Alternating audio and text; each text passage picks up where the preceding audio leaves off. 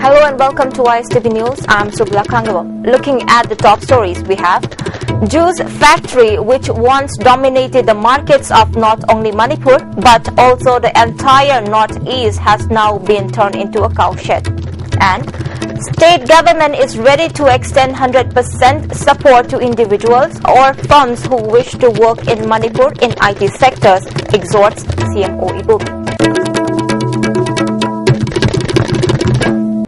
And now the news in detail. A juice squash factory which was once used to be exceptionally popular among the people and dominated the markets of not only Manipur but also the entire northeastern region has now been turned into a cowshed. According to reports received by the ISTV News, the factory that used to be called Hairang, which was operated and managed by the Manipur Food Processing and Cold Storage Cooperative Society Limited, located at Lamphel, is now lying in ruins. The factory used to produce delicious juice that was squashed from pineapple, orange, lime or lemon, mango, etc. The juice used to be bottled and attractively labeled. The cooperative society used to look after the production under the supervision of the National Cooperative Development Corporation (NCDC). But due to mismanagement and dishonesty of the members of the board of directors, the factory building has become a cowshed. The cold storage is nothing better than the storeroom of second-hand iron scraps, while the administrative block has been turned into a room for accommodation persons not related to the factory. The factory, which used to employ more than 100 persons, has now only 10 employees left. One of them is a contract employee. What is shocking is that these employees have not received their salary and wages for the past 10 years. A case is presently pending in the court. The cold storage that was set up at a huge cost has now not a single machine left in the storage that can be called a machine. All other machines of the factory are lying rusted and in ruins. The factory has stopped producing juice in 2012, but its remaining employees want it revived and produce juice once again to serve the people. Supervisor of the factory, Asem Momon, drew the attention of the authority concerned through ISTB to pay up the employees' pending salaries.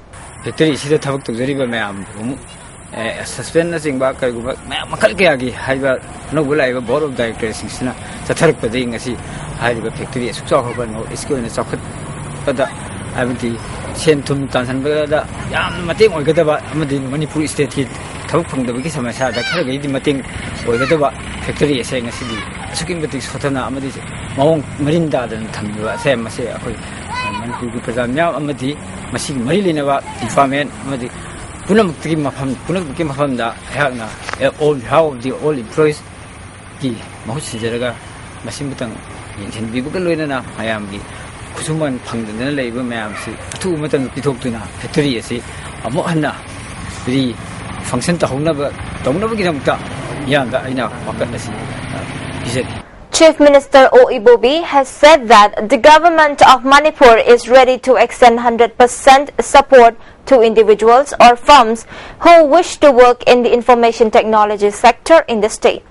The Chief Minister said this while addressing a gathering held at Hotel Imphal in connection with the road show and awareness program on opening a special economic zone in Manipur. Besides Chief Minister Oibobi, Commerce and Industry Minister Govindas Konthodam, Parliamentary Secretary IT Victor Kaising, Chief Secretary PC Lamkunga, Zonal Development Commissioner Palta Special Economic Zone Kolkata Sandip Nadwani, and many eminent persons attended the program. Speaking on the occasion, Sandip Nadavani said the Indo-Myanmar trade was first opened at government level in 1994. The northeastern region has potential for exports to other foreign countries. The export business being done with Myanmar by foreigners who come to India can also be done by the people of the region itself. A progressive country is measured by the degree of exports rather than import, Sandip Nadwani affirmed. Govindas Kontausam said, IT sector is considered as the most important sector in the present days. If this sector is developed, it will help not only the economy of the state grow, but also significantly help the unemployed youths get employment. Chief Minister Oibobi said, the government of Manipur has been paying special attention to IT sector. A large number of educated youths of Manipur could be given jobs in the sector. Innumerable Manipuri youths are also employed in the sector outside the state. The state government has plans to reform the policy on IT. Any individuals or firm who wish to work in the state would be provided 100% support in terms of accommodation, site of work, power supply and security by the state government, the Chief Minister said. Facilities without IT knowledge, now it has become nothing, we cannot do anything, either it may be in terms of treatment or anything whatever so. So we are trying with our limited resource. We are trying to provide all the accommodation. Please do not worry about your secure. We will definitely provide 100% secure in your working complex, as well as all the along the route from the airport to this working complex. And also the 100% 24/7 power supply, water supply, all these basic amenities, including your accommodation, in the 100% foolproof secure place, we will definitely provide. Amada has seized intoxicating items of which value was estimated to be about 50 crore rupees in the last 9 years. The association has caught in all 9,211 persons, both male and female, for using intoxicants. This was announced by Secretary of Amada, P.H. Foni, at the 10th Foundation Day celebration of All Manipur Anti-Drug Association Amada at the Blood Bank Seminar Hall of RIMS today. President of Amada, M. Padmini Laima, Director of RIMS, Professor C.H. Arun Kumar, Medical Superintendent of RIMS, Dr. M. Amuba, Medical Superintendent of JANIMS, Professor W. Gopi Mohan, Head of IHBT, RIMS, Professor A. Mainya, and other office bearers of Amada were present at the celebration. Addressing the gathering, Secretary Poni said, poppy plantation in the state cannot be stopped since the poppy planters are armed men. Authority concerned should pay attention to it. Speaker at the function observed that the initiative taken up by Amada to stop intoxicant is for the welfare of the people. The association has been able to save life of many people.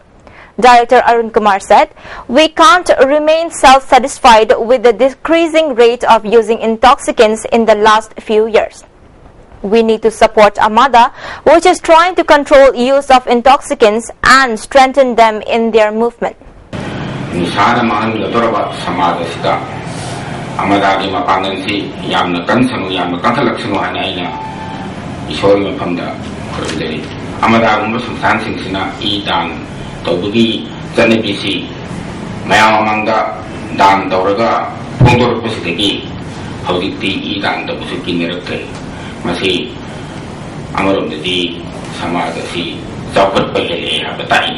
As part of the Foundation Day celebration, a blood donation camp was held in association with the Blood Bank of JANIMS and RIMS. About 30% from the JANIMS site and about 40 from the RIMS side donated blood. Some unknown miscreants hurled a hand grenade at the house of Additional Director in charge of Family Welfare Department, P. Shamsundar, at Uripok, Ahibam Lekai. Members of the family came across the bomb around 9 a.m. today. Bomb experts safely removed the grenade and exploded it at a distant area in Lamphel. It is not known yet who hurled the bomb and for what reasons, but police have registered an FIR in connection with the incident. And moving on to national and international news, the government is determined to push in certain sectors reforms and will not allow political obstructionism to stop it. Addressing the 87th Annual General Meeting of FICCI in New Delhi today, Finance Minister Arun Jaitley said, although the insurance bill was approved by Standing Committee of Parliament and Select Committee of Rajya Sabha, political obstructionism is being used to ensure it does not come on the agenda of Parliament. Without naming Trinamool Congress, Mr. Jaitley said that the party whose members are allegedly involved in cheat fund scam is trying to divert attention by creating obstruction in the functioning of Rajya Sabha. BJP President Amit Shah today said his party is against forceful conversions and asked other political parties in the country to support a bill in this regard if they are sincere in their approach to secularism. BJP is against forceful conversions, and that is why we want to bring a law.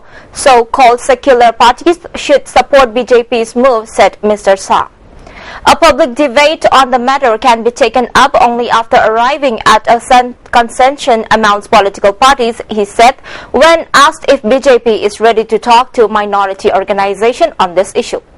The conversions row has stalled work in Parliament, with a united opposition attacking the ruling BJP on religious conversions and demanding a statement from Prime Minister Narendra Modi.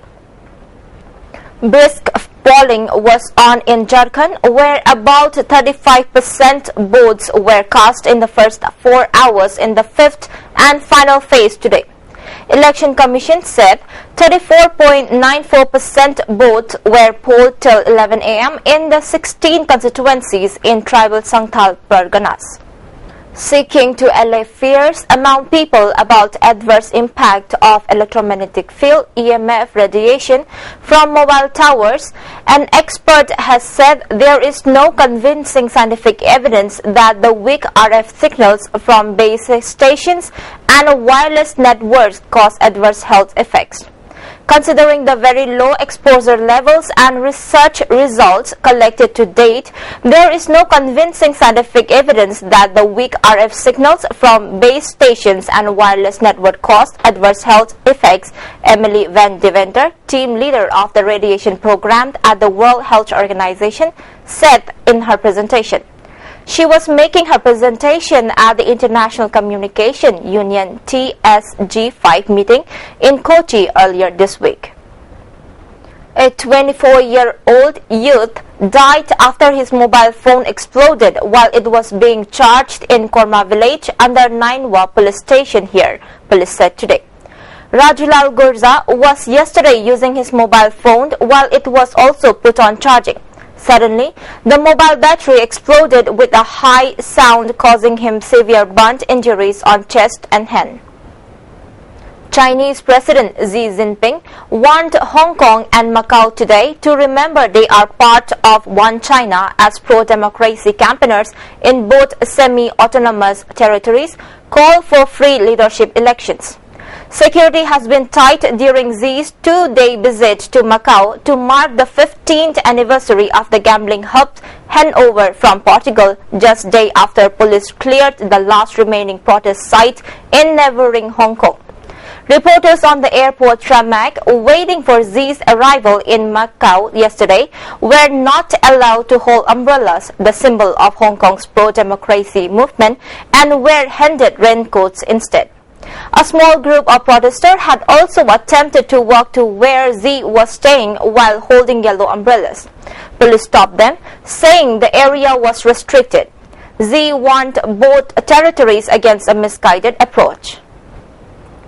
Pakistan forces have killed 28 terrorists in the restive northwestern tribal region, intensifying the campaign against them after the Peshawar school massacre that left 148 people dead, mostly students. A security official on Saturday said that dead fighters targeted militants in Tira Valley of Khyber, which killed 21 militants and destroyed their 7 hideouts. Private TV channels reported that Peshawar attack mastermind Umar Naray was also killed in the attack, but it was not confirmed. Separately, the security forces killed 5 terrorists in Dara Adam Khair near Peshawar in a targeted operation. Also, the police and paramilitary Frontier Corps (FC) attacked a Taliban facilitator Sayar Khan in Mashini area near Peshawar, leading to a gun battle with the militants. Sony Pictures says it is looking at different ways to release the film satire The Interview after scrapping its opening following a cyber attack blamed on North Korea. It said it had only cancelled the film's Christmas Day release after cinemas pulled out. The company said it was surveying alternatives to enable us to release the movie on a different platform. US President Barack Obama said it made a mistake cancelling the release.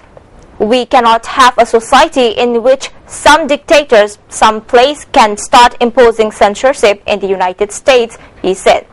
He also vowed to respond to the cyber attack in a manner that we chose. The FBI has said that North Korea was responsible for the hack, but Pyongyang denies this. The interview depicts the assassination of North Korea leader Kim Jong-un. And before we wind up, the top stories once again. Juice factory, which once dominated the markets of not only Manipur but also the entire northeast, has now been turned into a cowshed. And state government is ready to extend 100% support to individuals or firms who wish to work in Manipur in IT sector, exhort CMO Igobi. Thank you for joining with us.